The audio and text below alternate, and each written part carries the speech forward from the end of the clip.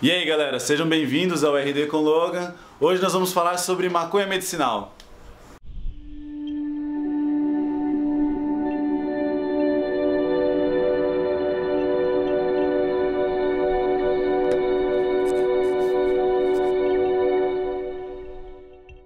Bom, gente, acho que é importante dizer que nesse vídeo eu vou privilegiar a questão da maconha medicinal. Quando eu for falar sobre maconha, sobre o uso recreativo, sobre outras questões do uso da maconha, eu vou fazer em um outro vídeo. Então eu vou dizer aqui coisas relativas somente ao uso da maconha medicinal. Bom, primeiramente é importante dizer que a maconha é usada milenarmente no mundo inteiro por diversas culturas e seu uso foi descrito há 10 mil anos antes de Cristo na China. O Peng Shaoxing, que é a farmacopeia do Império Sheng Yun, há 3 mil anos antes de Cristo, já relatava o uso medicinal e recreativo da maconha. Então aqui eu vou pular alguns séculos, já no século XIX, para poder falar sobre maconha medicinal. Então, em 1840 já existem os primeiros relatos sobre maconha medicinal da cannabis índica nos Estados Unidos. E nessa mesma época o haxixe já era vendido nas farmácias persas. Por volta de 1850, o médico chamado Oshiganisi, ele trouxe da Índia para o Ocidente a maconha medicinal. E ao trazer para o Ocidente, a indicação dele era para reumatismo, convulsão em crianças e espasmos musculares. Que a revista científica Lancet,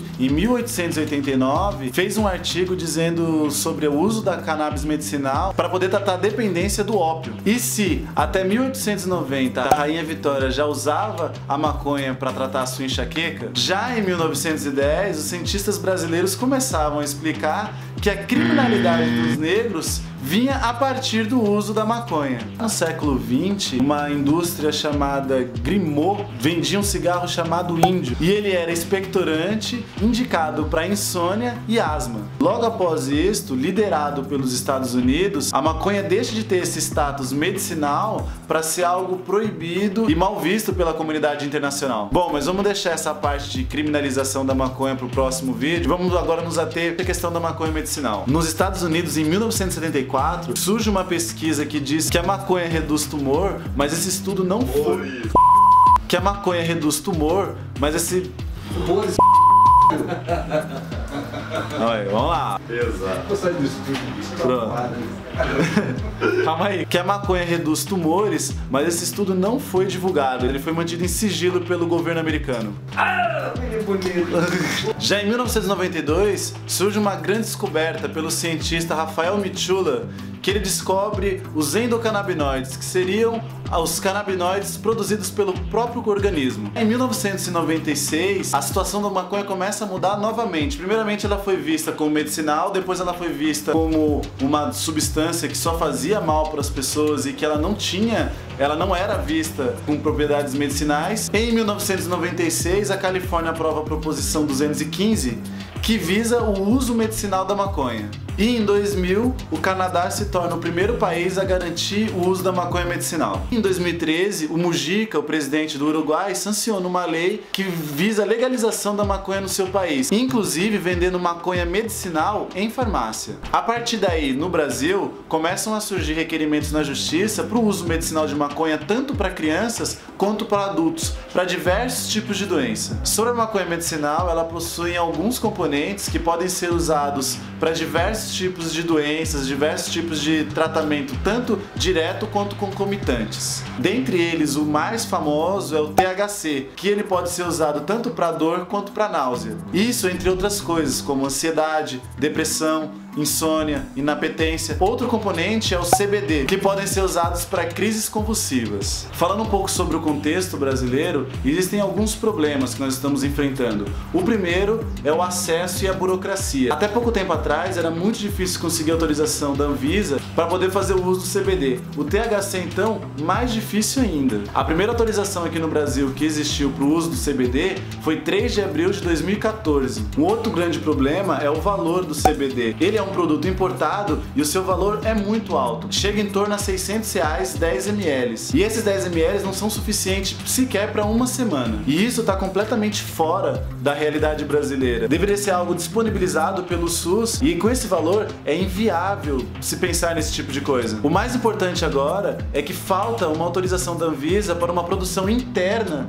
de maconha medicinal, tanto enriquecida para CBD ou THC. Isso vai depender muito da necessidade do paciente. Nós temos aqui tecnologia para poder produzir uma maconha medicinal de qualidade e existe a Embrapa que poderia dar conta desse plantio nacional. Temos no Brasil condição e tecnologia, em agências como a Embrapa por fazer essa mas é que não é produção. só a Embrapa que poderia fazer isso. Não, mas é que poderia cada um plantar a sua, né? A menina lá que de BH ela não recebeu autorização para poder plantar maconha em casa? Pois é, então nós temos tecnologia, temos sementes de qualidade, tem a Embrapa que poderia dar conta de uma produção nacional. Nós temos condições de produzir uma planta de boa qualidade farmacêutica, livre de pesticida, fungos e bactérias. Desta forma, institutos tanto nacionais quanto estaduais poderiam produzir canabinoides a baixo custo, acessível para a população, a nível do sistema público de saúde.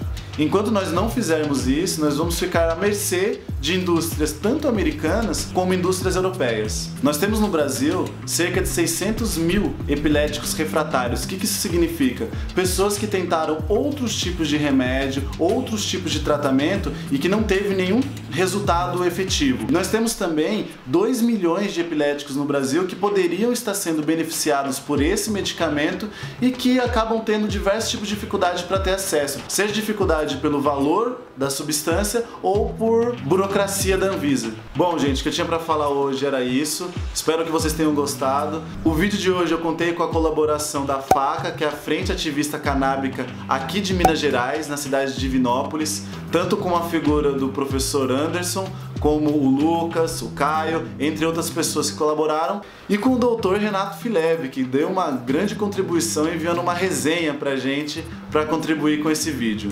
Então, muito obrigado, gente, e até a próxima.